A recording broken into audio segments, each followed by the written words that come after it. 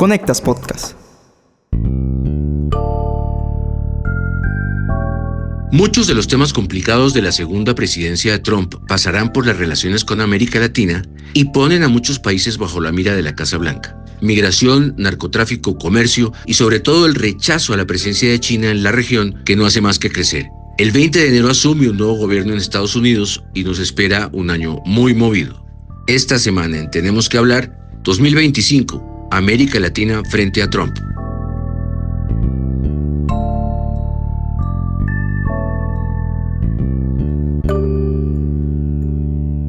Hola, soy Mauricio Sáenz y les doy la bienvenida a un nuevo episodio de este podcast semanal en el que abordamos diversos temas de América Latina porque tenemos que hablar. Conectas Podcast presenta Tenemos que hablar. El análisis semanal para comprender la actualidad de América Latina, Realizado por la mesa editorial de Conectas, la plataforma periodística con miembros en 19 países de la región. Desafortunadamente, muchos de los líderes más nuevos de la región han expresado su admiración por el Partido Comunista en el modelo chino, haciéndose los de la vista gorda y apoyando regímenes que generan muchísimo sufrimiento en Cuba, Venezuela y Nicaragua. Pekín lo percibe y aprovecha la oportunidad para aumentar su influencia y su poder en el hemisferio occidental.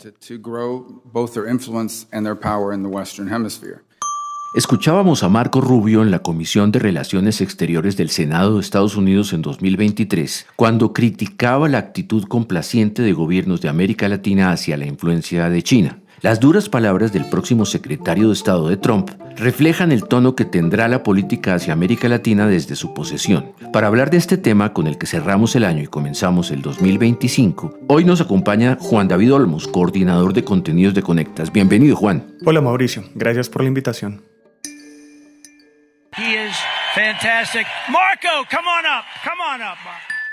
Ya desde el nombramiento en la Secretaría de Estado de un reconocido halcón como Marco Rubio, Trump puso en claro su narrativa con la región: zanahoria poca y garrote mucho. Ellos van a exigir de los países latinoamericanos buen comportamiento en temas como sus relaciones con China, migraciones, narcotráfico y comercio, y Rubio trae otro tema que es el político. Hablemos primero de esto, Juan David. Sí, Rubio tiene mucha experiencia en la región y como es hijo de exiliados cubanos, tiene opiniones muy fuertes. Eso hace que, en medio de todo, algunos países estén más en su mira que otros. Escuchemos lo que nos dijo al respecto Raúl Benítez Manau, investigador y profesor de la UNAM en México. Este nombramiento tiene especial importancia para América Latina, pues él es un experimentado senador, uno de los pocos políticos profesionales de los que ha mencionado Donald Trump para su gabinete, que tiene como prioridad América Latina, pero desde el punto de vista de la derecha cubana, de los inmigrantes cubanos y de políticas que van en contra de lo que son considerados gobiernos de izquierda, gobiernos populistas, gobiernos que van contra la economía liberal y por lo tanto Marcos Rubio podría asumir una actitud más militante sobre el gobierno de Cuba, de más aislamiento, de tratar de buscar un quiebre en Cuba del gobierno parecido a lo sucedido en Siria. Y también el gobierno de Venezuela y el gobierno de Nicaragua pues deben de estar preocupados. Aún es temprano para saber las políticas específicas de Marco Rubio, qué políticas va a asumir hacia Brasil y México, los dos principales países de América Latina que tienen gobiernos progresistas o de izquierda. ¿Qué posición va a tomar hacia el gobierno de Colombia, que también tiene un gobierno de izquierda más moderado? Por eso muchos en la derecha latinoamericana celebraron el triunfo de Trump. Que se cuiden los dictadores, decían. Pero ¿sí será cierto? ¿Sí podrá Rubio desarrollar su agenda política en Latinoamérica? Porque en el mundo Trump nada está escrito. Porque él juega con la incertidumbre, ¿o no? Ahí está la incógnita, Mauricio. A Trump lo definen como alguien sobre todo transaccional, como quien dice yo te doy y tú me das. Nicaragua y Cuba pues no tienen nada por ofrecer, pero en el caso de Venezuela, Rubio querría tumbar a Maduro, pero ¿será que su jefe lo dejará? Mejor escuchemos lo que opina Laura Dipp, directora del programa de Venezuela de WOLA, la oficina de Washington para América Latina. Una de las grandes preguntas que tenemos todos es cómo se van a conciliar las visiones de Trump y de Rubio frente a América Latina, en el entendido de que Trump parece ser una persona con una visión más pragmática y no es posible predecir exactamente cómo va a ocurrir, pero una de las opciones o de las formas en las que esto podría desarrollarse es que haya una política quizás más del espectáculo, más vocal en contra de las dictaduras en Cuba, Nicaragua y Venezuela, y particularmente frente a Venezuela.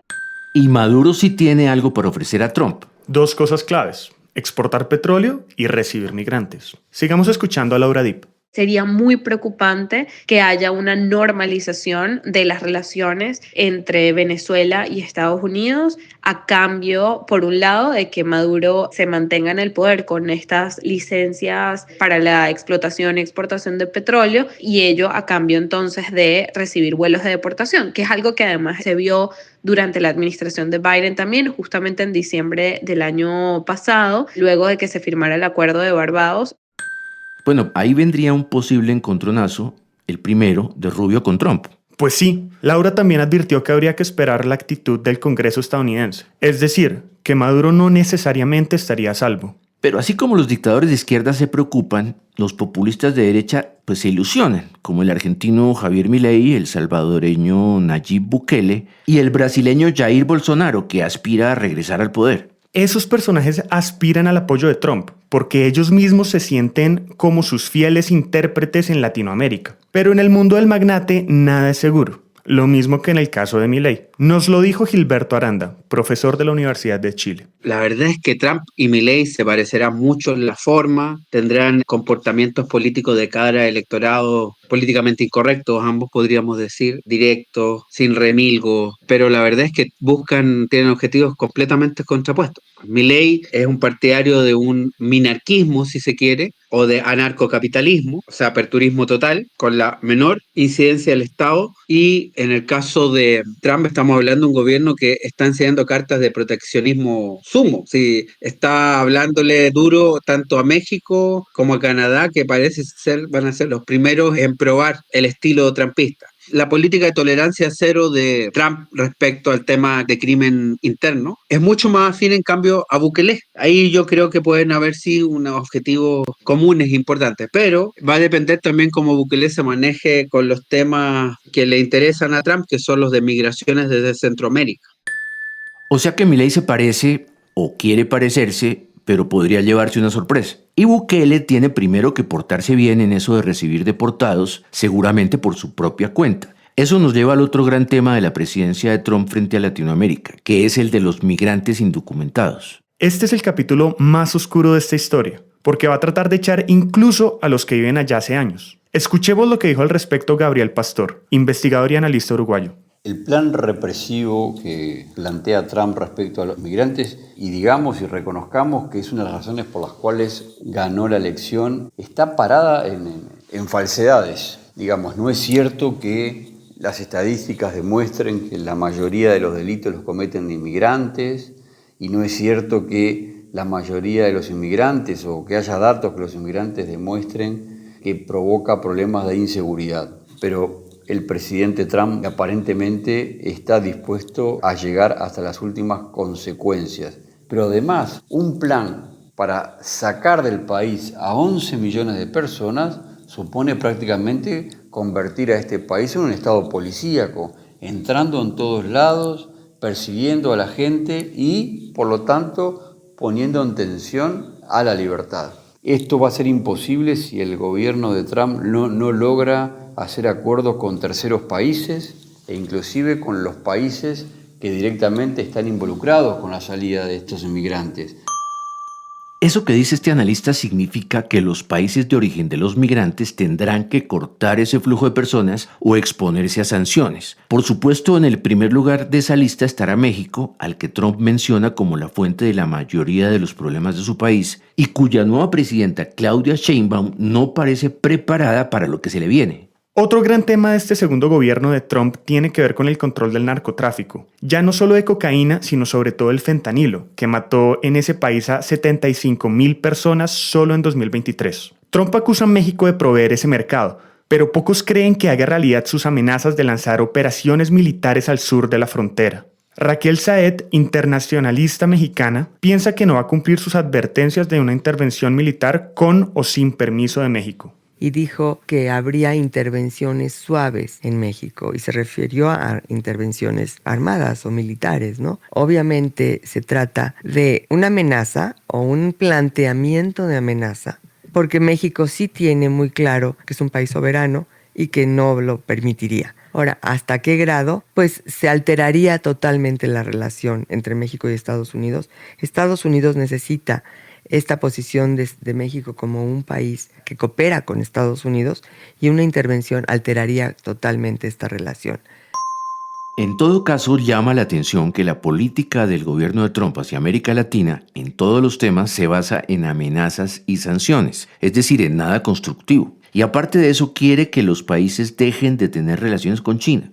Le preocupa la influencia de ese país, sobre todo desde que Xi Jinping lanzó la iniciativa de la Franja y la Ruta. Justamente Perú acaba de inaugurar el megapuerto de Chancay, el más grande del Pacífico, con una inversión de $1.300 millones puestos totalmente por China. Oigamos lo que nos dijo sobre eso el experto venezolano Luis Salamanca. Para dar una idea desde el punto de vista económico, el comercio entre China y América Latina pasó de $14.600 millones en 2001 a $450.000 millones en 2021. De manera que eso ya nos da una idea de la estrategia china en América Latina, aprovechando pues el vacío dejado por los Estados Unidos en primer lugar, con un enfoque paciente. Todos conocemos la famosa paciencia china, un enfoque paciente, gradual, de racionalidad económica, porque los chinos no dejan de hacer plata, o sea, pueden prestarle a sus amigos, pero les cobran hasta el último dólar. Y con un modelo de sociedad capitalista controlada por un partido único y comunista, con las más avanzadas tecnologías para el control social y político. De manera que aquí estamos ante un cóctel bien importante, bien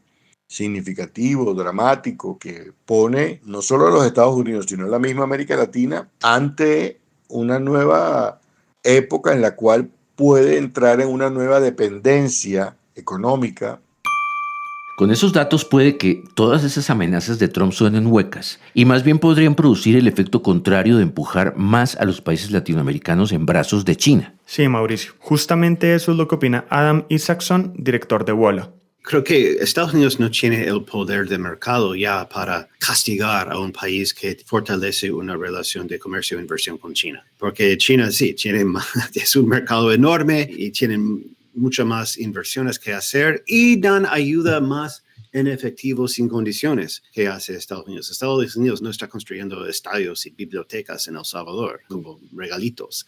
Entonces, no se puede competir con eso. Y no creo que hay tantas cosas que pueda hacer el gobierno de Trump en lo económico. Y bueno, Bolsonaro y Milei llegaron a poder diciendo groserías sobre China y han resultado desarrollando relaciones con China porque el tema económico es tan fuerte. Pero el rechazo a la presencia china, por supuesto, va más allá, porque la guerra comercial es un hecho. Pero una guerra de verdad también está en el horizonte, ¿o no? Pues sí, señor. Te propongo que escuchemos lo que dijo Isaacson. Justamente habla de las líneas rojas que los países no deberían cruzar. Cruza la línea claramente cuando hay bases sospechosos de hacer inteligencia, esa base espacial en Argentina, hay un lugar en Cuba, temas así de puramente cooperación en defensa en Venezuela. Bueno, también cruza la línea para Estados Unidos cuando un país convierte su columna vertebral de telecomunicaciones a tecnología china como Huawei, porque creen que Huawei y esas compañías tienen una puerta trasera que va directo a Beijing y no pueden confiar. Entonces, eso también es grave. Para Estados Unidos, los puertos ya es un tema viejo. Ha tenido contratos para manejar los puertos en ambos lados del canal de Panamá desde hace casi 25 años. Y no es nuevo, pero temas como Chancay sí preocupan, porque las vías de comercio son estratégicos y eso también importa, aunque eso es más una área gris. Hay una paradoja que vale la pena señalar. Trump en el mundo es aislacionista, quiere sacar a Estados Unidos de todas las situaciones que no le signifiquen beneficios tangibles, como la defensa de Ucrania y tal vez hasta la de Taiwán, pero en su propio patio se porta como el matón de la clase. Ya veremos lo que nos espera a partir de 2025. Gracias, Juan David, por tu ayuda en este último episodio del año. Ha sido un placer, Mauricio. Y a quienes nos siguieron los esperamos en la segunda semana de enero con una nueva edición de este podcast semanal de Conectas, porque tenemos que hablar. Para conocer a profundidad más contenidos de análisis sobre las Américas, visítanos en www.conectas.org. Escúchanos cada semana en Spotify, YouTube, Apple y Google Podcasts. Activa las notificaciones y déjanos tus comentarios porque en Latinoamérica tenemos que hablar.